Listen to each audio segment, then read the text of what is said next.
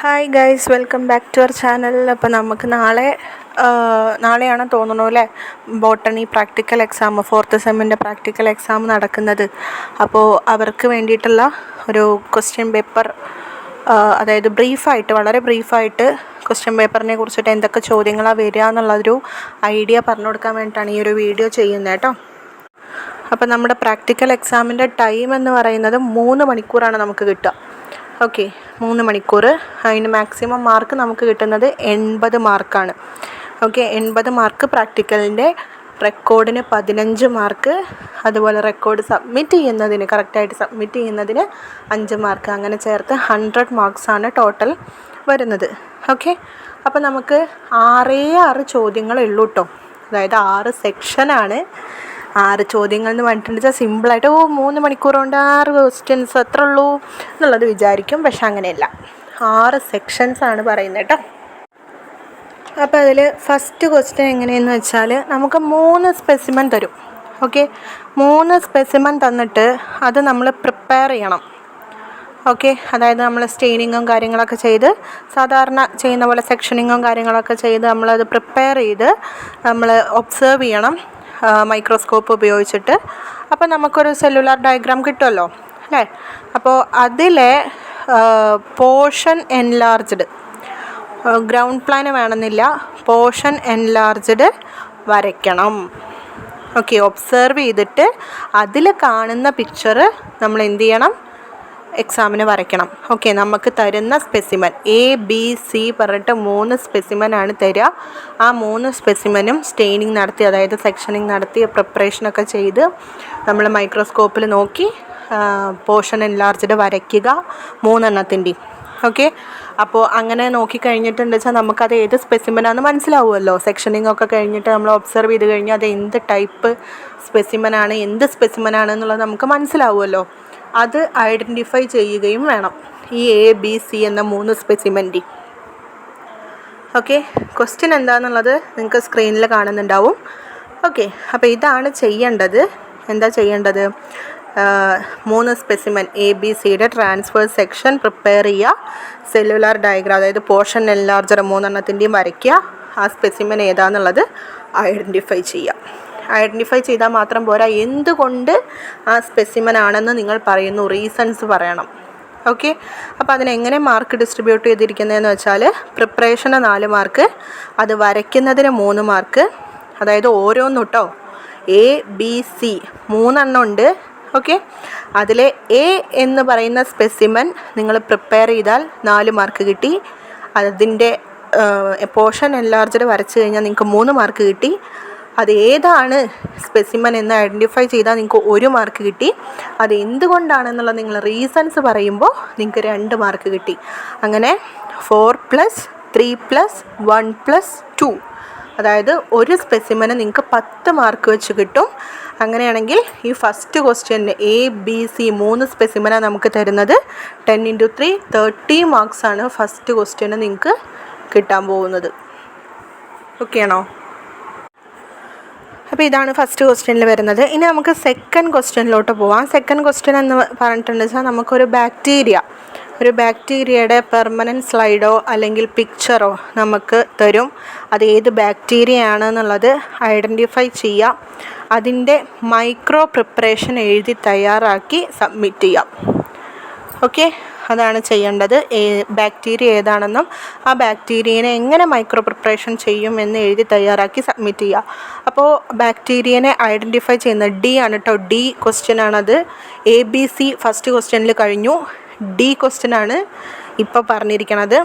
അപ്പോൾ D എന്ന് പറയുന്ന ബാക്ടീരിയനെ ഐഡൻറ്റിഫൈ ചെയ്യുന്നതിന് 1 മാർക്ക്, പ്രിപ്പറേഷന് 2 മാർക്ക്.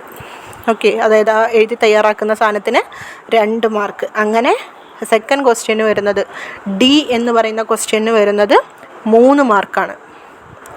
ഓക്കെ, അപ്പോൾ 30 ഉം 3 33 മാർക്കായി കേട്ടോ നിങ്ങൾക്ക്. ഇനി മൂന്നാമത്തെ ക്വസ്റ്റ്യനിലോട്ട് വരുമ്പോൾ അതിൽ ക്വസ്റ്റ്യൻ വരുന്നുണ്ട്. 2 ക്വസ്റ്റ്യൻ നിങ്ങൾക്ക് വേണമെങ്കിൽ ചെയ്യാം കേട്ടോ.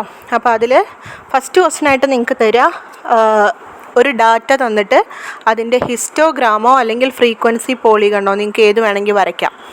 അതല്ല നിങ്ങൾക്ക് എക്സാമിനർ വന്നിട്ട് ഹിസ്റ്റോഗ്രാമാണ് നിങ്ങൾ വരയ്ക്കേണ്ടതെന്ന് പറഞ്ഞാൽ അത് വരച്ചു കൊടുക്കേണ്ടി വരും. ഫ്രീക്വൻസി പോളിഗൺ ആണെങ്കിൽ അത് വരച്ചു കൊടുക്കേണ്ടി വരും. ഓക്കെ, രണ്ടും വരയ്ക്കുന്നത് എങ്ങനെയെന്നുള്ളത് പഠിച്ചിട്ട് പൊക്കോളൂ. ഡാറ്റ തരും. അതായത് ഇത് എവിടെ നിന്നാണ് വന്നിരിക്കണത്, ബയോ സ്റ്റാറ്റിസ്റ്റിക്സ് എന്നാണ് ചോദിച്ചിരിക്കുന്നത് കേട്ടോ. അതായത് ഈ 4th സെമ്മ് വരെ നിങ്ങൾ പഠിച്ചിട്ടുള്ള എല്ലാ പേപ്പറിൽ നിന്നും നിങ്ങൾക്ക് എന്തുണ്ട്, ക്വസ്റ്റ്യൻസ് വരുന്നുണ്ട്. ഓക്കെ ആണോ? യെസ്. അപ്പോൾ അതാണ് ഒരു ക്വസ്റ്റ്യൻ വരുന്നത് ഈ ക്വസ്റ്റ്യനിൽ. അതല്ലെങ്കിൽ അതിലൊരു ഓർ ക്വസ്റ്റ്യൻ ഉണ്ട്. എന്താണ്, ഒരു പ്രോബ്ലം തരും നമുക്ക്, കൈ സ്ക്വയർ ടെസ്റ്റ് ഉപയോഗിച്ചിട്ട് ചെയ്യാനുള്ളൊരു പ്രോബ്ലം. അത് വർക്കൗട്ട് ചെയ്യാം. അതാണ് ഈയിൽ പിന്നെ ഓർ ക്വസ്റ്റ്യൻ ആയിട്ട് വരുന്നത്. മനസ്സിലായോ നിങ്ങൾക്ക്? യെസ്. അപ്പോൾ ഇത് ചെയ്ത് കഴിഞ്ഞിട്ടുണ്ട്. അതായത് ഒന്നുമില്ലെങ്കിൽ ഹിസ്റ്റോഗ്രാം അല്ലെങ്കിൽ ഫ്രീക്വൻസി പോളിഗൺ വരയ്ക്കുക. അല്ലെങ്കിൽ എന്ത് ചെയ്യുക, ഒരു പ്രോബ്ലം തരും, അത് വർക്കൗട്ട് ചെയ്യുക using chi square test. Okay, 5 മാർക്കാണ് ഈ 3rd ക്വസ്റ്റ്യന് വരുന്നത്, ഇ എന്ന ക്വസ്റ്റ്യന് വരുന്നത്. ഓക്കെ, അടുത്ത ക്വസ്റ്റ്യൻ വളരെ സിമ്പിളാണ്. അതായത് എഫ് ആൻഡ് ജി വളരെ സിമ്പിൾ ക്വസ്റ്റ്യൻ ആണ്. നമ്മൾ ഹെർബേറിയം ഉണ്ടാക്കിയിട്ടുണ്ടാവും അല്ലേ? ഹെർബേറിയം ഉണ്ടാക്കിയിട്ടുണ്ടാവും. അപ്പോൾ അതിൽ നമ്മൾ കുറേ ഡിസീസസ്, പ്ലാന്റ് ഡിസീസസ് പഠിച്ചിട്ടുണ്ടാവും. അതിൻ്റെ പാത്തോജൻസ് എന്തൊക്കെയാണ് പഠിച്ചിട്ടുണ്ടാവും. അതിൻ്റെ സിംറ്റംസും നമ്മൾ പഠിച്ചിട്ടുണ്ടാവും അല്ലേ? അപ്പോൾ അതുതന്നെയാണ് സംഭവം. നമുക്ക് ഹെർബേറിയോ അല്ലെങ്കിൽ അത് റിലേറ്റഡ് ആയിട്ടുള്ള ഹെർബേറിയം തന്നെ നമ്മുടെ ക്ലാസ്സിലത്തെ ഏതെങ്കിലും ഒരു കൂട്ടറെ ഹെർബേറിയം എടുത്തിട്ട് കാണിച്ചു തരൽ തന്നെയായിരിക്കും കൂടുതലും. ഓക്കെ, എന്നിട്ട് അവിടെ സൈഡിൽ എഴുതിയിരിക്കുന്ന സാധനങ്ങളൊക്കെ മറച്ച് പിടിച്ചിട്ട് നമുക്ക് ഇങ്ങനെ കാണിച്ചു തരും, ഇത് ഏതാ ഡിസീസ്. ഓക്കെ, ഏതാണ് ഡിസീസ്, ആ ഡിസീസ് ഉണ്ടാക്കുന്ന പാത്തോജൻ ഏതാണ്, അതുപോലെ ആ ഒരു ഡിസീസിൻ്റെ സിംറ്റംസ് എന്തൊക്കെയാണ് എന്ന് ചോദിക്കും. ഓക്കെ, 2 ഡിസീസാണ് നമുക്ക് ആ ഹെർബേറിയത്തിൽ നിന്ന് ചോദിക്കാം. ഒരാളോട് 2 ഡിസീസ് ചോദിക്കും, എഫ് ആൻഡ് ജി. ഓക്കെ, എഫും ജിയും ക്വസ്റ്റ്യൻസ് ഏതൊക്കെയായിരിക്കും? ഇതന്നെയായിരിക്കും, ഈ പ്ലാന്റ് ഡിസീസിനെ പറ്റിയിട്ടായിരിക്കും.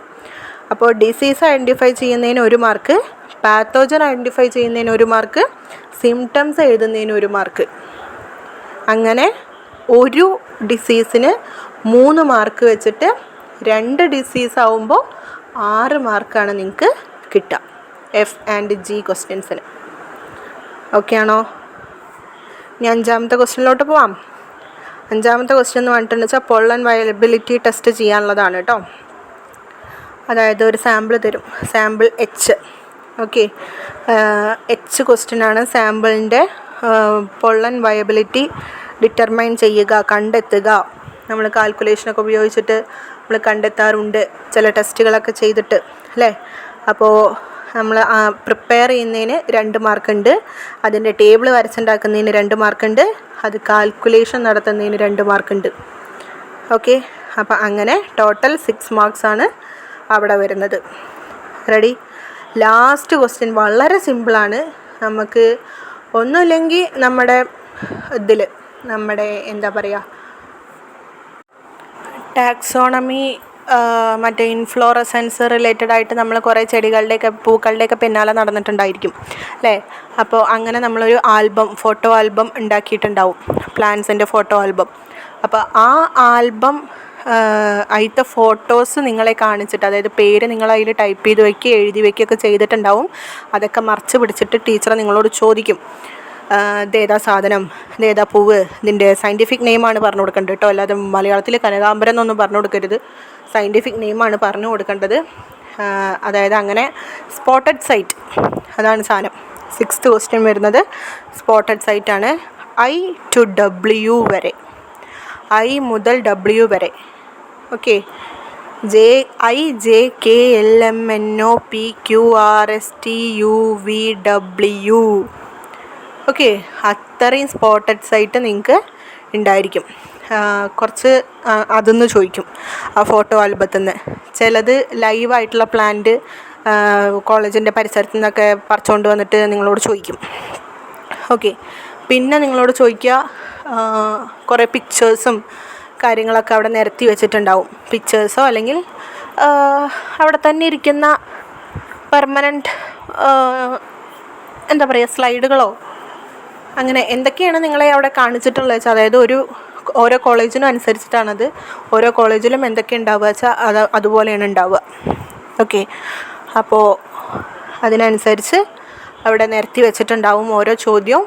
അപ്പോൾ IJK എന്നൊക്കെ പറഞ്ഞിട്ട് അതിൻ്റെ നേർക്ക് എന്താണോ സാധനം വെച്ചിരിക്കുന്നത് അത് ഐഡൻറ്റിഫൈ ചെയ്ത് എഴുതുക എന്നുള്ളതാണ്.